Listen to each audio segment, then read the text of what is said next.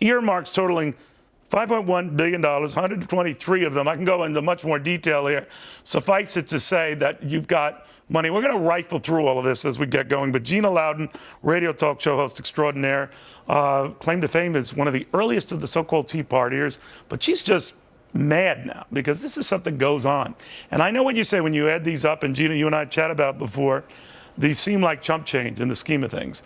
But you add them up over the years, they're hundreds of billions of dollars, and they keep being added on to. What do you make of it?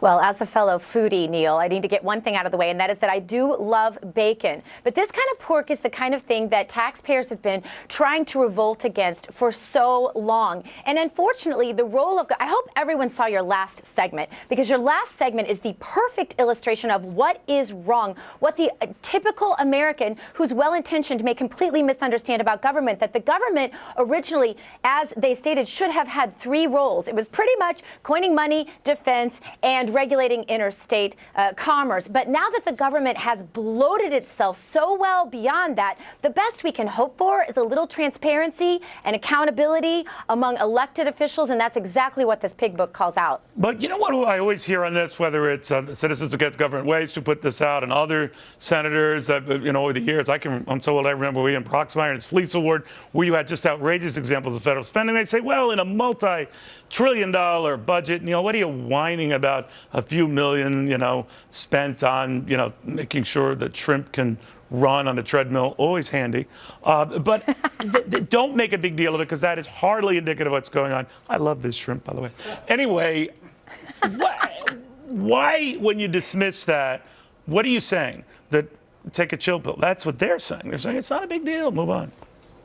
It's a big deal, Neil. You have families really, truly struggling to just make ends meet every single month. And the thing that galls me about this is while the left continues to talk about how this is chump change and this is no big deal, and by the way, it takes place on both sides. I don't want to even just indict one side, because this does take place on both sides, and you and I both know it. But while they are the ones screaming about that this is nothing, at the same time, they're talking about the average citizen out there who can't send his kid to college or can't get, accomplish the American dream, when these kinds of things are exactly the problems. If we went back to a more streamlined, slimline government, we wouldn't have these problems to begin with. But since we do, this is the one thing we need to be careful about.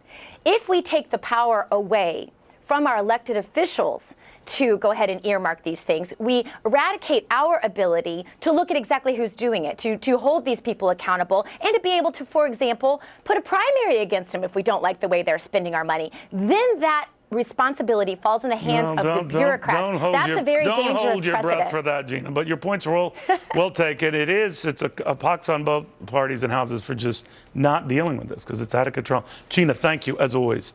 Thanks, Neil.